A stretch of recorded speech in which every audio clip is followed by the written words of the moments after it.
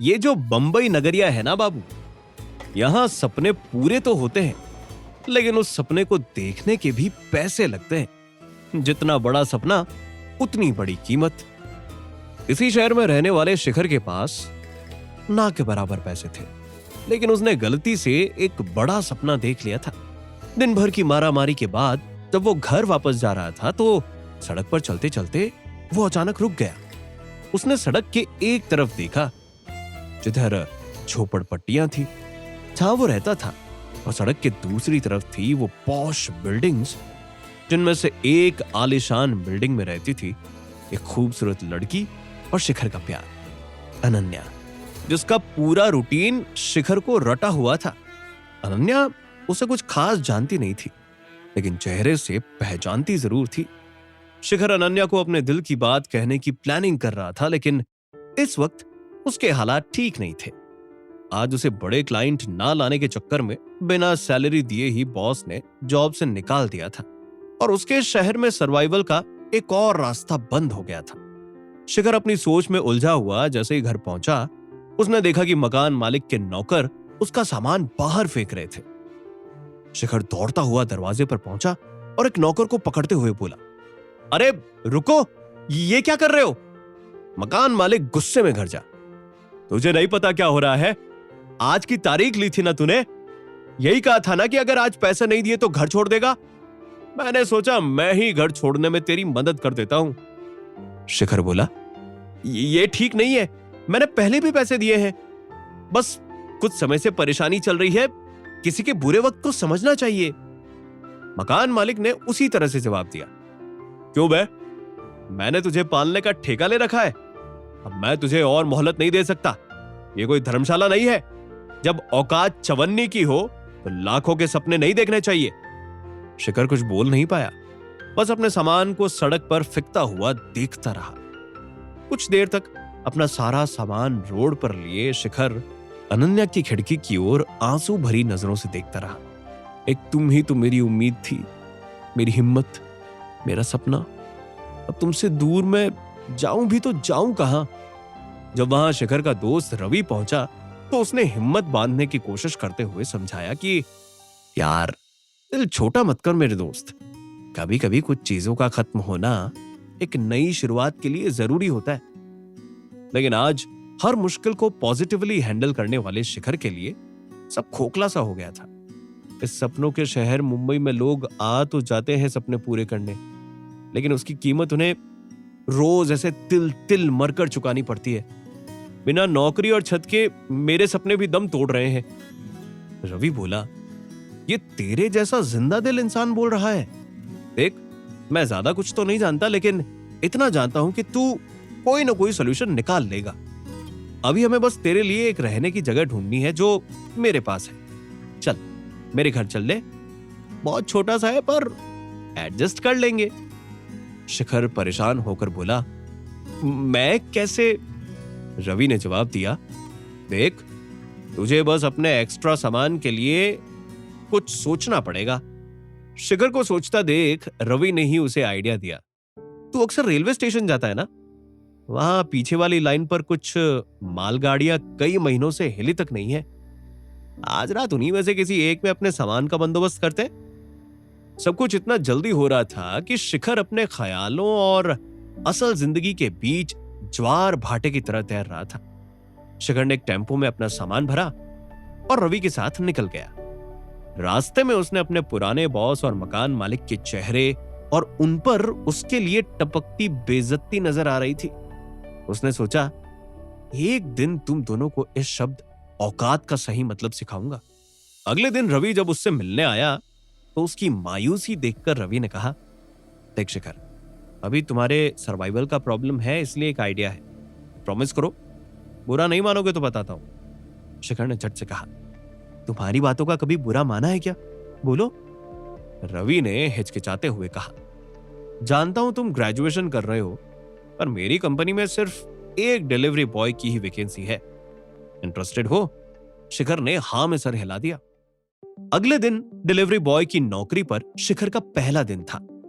लाल T shirt और लाल टोपी पहने, हाथ में डब्बा संभाले, उसने एक आलीशान सोसाइटी के सबसे खूबसूरत फ्लैट पहुंचकर उसकी घंटी बजाई। दरवाजा जैसे ही खुला, सामने खड़े आदमी को देखकर शिखर भौंचक्का रह जाता है। वो अपनी टोपी तिरछी कर अपना चेहरा छुपाने की नाकाम कोशिश करता है।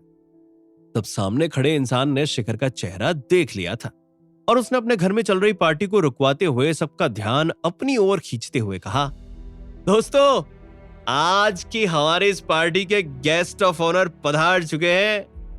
अंदर खड़े कुछ लोग शिखर को देखते हुए बोले, अरे ये तो शिखर है ना, वही जो हमारे साथ कॉलेज में पढ़ता है। शिखर को डिलीवरी बॉय की ड्रेस में देख पार्टी में मौजूद सभी ऐसे देख हंसने लगे मानो वो किसी चिड़ियाघर में आया नया जानवर हो। शिखर के सामने खड़ा अंकुश बोला, दोस्त होने के नाते एक बात बताऊं शिखर, ये काम छोड़ और मेरे घर का काम शुरू कर दे। सैलरी 100 रुपए ज्यादा दिया करूंगा। पार्टी में आए सभी इस बात को सुनकर जोर जोर से हंसने लगे। शिखर का सर शर्म से झुक गया, मगर वो पलट के कुछ नहीं बोला। उसे काम की जरूरत थी। गुस्से में कुछ गलत बोलता तो बदतमीज डिलीवरी बॉय कहलाता। अपना ये काम भी हाथ से गंवाना नहीं चाहता था। तभी एक आवाज सबको शांत करते हुए बोली, शर्म नहीं आती तुम सबको किसी का ऐसे मजाक उड़ाते हुए? यह आवाज पार्टी में आई सबसे खूबसूरत लड़की अनन्या की थी। अनन्या शिखर की ओर बढ़ती है और अपने पर्स में एक कड़क 100 का नोट निकालकर उसे बख्शीश देने को पैसे आगे करती है। शिखर, जो कि इसी अनन्या के लायक बनने के लिए इतनी मेहनत कर रहा था, आज उसी के हाथों बख्शीश लेते हुए उसका सर झुका हुआ था और उसकी आंखों में आंसू आ रहे थे, लेकिन उसने अपने चेहरे पर कोई इमोशंस नहीं आने दिए और अनन्या को बस थैंक यू बोलकर वहां से निकल गया। निराश मन के साथ शिखर सीधा जा पहुंच गया रेलवे यार्ड, मालगाड़ी से अपना कुछ सामान लेने। मगर वो मालगाड़ी दूर दूर तक नजर नहीं आ रही थी। मालगाड़ी शिखर के सारे सामान के साथ रवाना हो चुकी थी। इस शहर में अब शिखर के पास अपना कहने को कुछ न था। शिखर कुछ देर तो वहां बुत बने खड़ा रहा। तभी बगल की पटरी से तेज रफ्तार में रेलगाड़ी गुजरती है और शिखर के दिमाग में एक ख्याल पनपता है, क्या फायदा ऐसी जिंदगी का जिसमें इस दुनिया में कोई नहीं जो मेरी परवाह करे। जिए तो जिए क्यों और किसके लिए? ये दुनिया गरीबों के लिए है ही नहीं। इस दुनिया में रहने से मौत ही अच्छी। कम से कम मौत में तो उसे पैसों की वजह से अपनों को अपनी आंखों के आगे मरते ना देखना पड़ेगा। इसी सोच के साथ शिखर अपने बगल वाली पटरी पे जाकर खड़ा हो गया, अगली आने वाली ट्रेन का इंतजार करते हुए। वो अपने इस दुनिया में बिताए कुछ हसीन लम्हे याद करने लगा। तभी सामने से ट्रेन की छुक छुक की आवाज आने लगी। शिखर का दिल कांप तो रहा था, मगर फिर भी वो अपनी जगह से हिला नहीं। अचानक उसके फोन की घंटी बजना शुरू हो गई, मगर शिखर उसे नजरअंदाज करते अपनी जगह पे ही खड़ा रहा। रेलगाड़ी तेज रफ्तार से शिखर की ओर आए जा रही है। फोन की घंटी बजना बंद होती है और एक मैसेज आता है, जिसे देखकर शिखर की आंखें खुली की खुली रह जाती हैं। ये कैसे हो सकता है?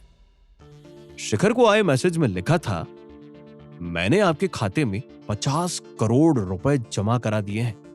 और मैसेज के अंत में भेजने वाले का नाम लिखा था, आपका शुभचिंतक। यह पढ़कर शिखर बोल पड़ता है, कहीं ये कोई मजाक तो नहीं?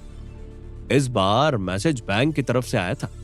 वाकई किसी ने उसके खाते में पूरे 50 करोड़ रुपए जमा करा दिए हैं। तभी सामने से आ रही रेलगाड़ी की तेज रोशनी शिखर की आंखों में पड़ती है। वो अपनी आंखें मूंदता है और देर रात नशे में धुत वकील रतन साहू बार बार उस मैसेज को पढ़ रहे थे। क्या रे शिखर, तेरे साथ किसी ने मजाक किया होगा। ऐसे एसएमएस तो हर तीसरे दिन आते हैं, तू भी ना इसके लिए मेरी नींद बिगाड़ी। लेकिन शिखर के चेहरे पर कॉन्फिडेंस देखकर रतन साहू की हंसी रुक गई। अगर ये 0.00% भी सही निकली तो 50 करोड़। बेटा, मैं कोर्ट कचहरी में लड़ने वाला वकील नहीं, स्टाम्प पेपर बेचने वाला एक मामूली सा वकील हूं। मुझे तो इसमें झोल ही लग रहा है। किसी ने फालतू एसएमएस मुझे कोई फालतू एसएमएस भी नहीं करता चाचा। आज जिंदगी में पहली बार कोई मैसेज आया और वो भी ये। जरूर कुछ तो है, मैं इसे ऐसे ही इग्नोर तो नहीं कर सकता। शिखर ने अपना मन बना लिया था, पर रतन ने उसे वार्निंग देते हुए समझाया, बेटा जहां इतनी बड़ी रकम की हेरफेर हो वहां बाजी जान की लग जाती है। आज के एक लड़के के साथ भी ऐसा ही हुआ था। पहले पैसे मिले तो उसे लगा कोई लॉटरी है, लेकिन अगले ही दिन उसकी बॉडी रेलवे ट्रैक पर पड़ी मिली। मेरी मान तो सीधा पुलिस के पास जा, अब वही सुलझा सकते हैं ये गुत्थी। शिखर ने रतन की बातों पर गौर किया और पुलिस स्टेशन की ओर निकल पड़ा। शिखर की सारी बातें सुन और हुलिया देख पुलिस स्टेशन के कांस्टेबल ने उल्टा शिखर को धमकाते हुए पूछा, बता कहां से चुराए तूने ये पैसे? लौंडियाबाजी का चक्कर तो नहीं है? बता कौन सा 2 नंबरी धंधा करता है तू? शिखर ने अपने बचाव में बोला, अगर मैंने ये पैसे चुराए होते तो मैं क्यों आता यहां शिकायत दर्ज करवाने? कांस्टेबल ने उल्टा जवाब सुनते ही शिखर का कॉलर पकड़ने की कोशिश की, लेकिन शिखर तेजी से पीछे हट गया। कांस्टेबल तिलमिलाकर बोला, जबान लड़ाएगा मुझसे? तेरे जैसों को रोज इन्हीं हाथों से निपटा देता हूं। अब चुपचाप वहां बेंच पे बैठ जाके, तेरी बाकी खबर तो अब बड़े साहब ही लेंगे।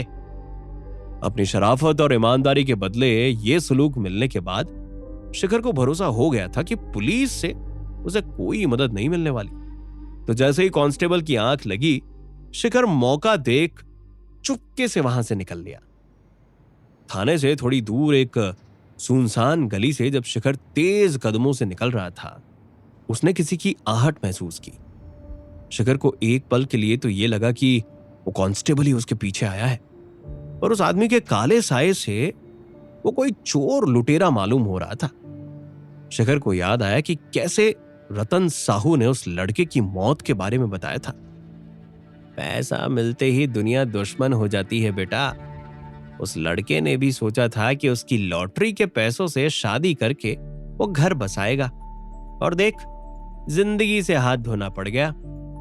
तभी शिखर को ऐसा लगा कि उसके पीछे चल रहे साए ने अपने कोट के अंदर वाली जेब से कुछ निकाला।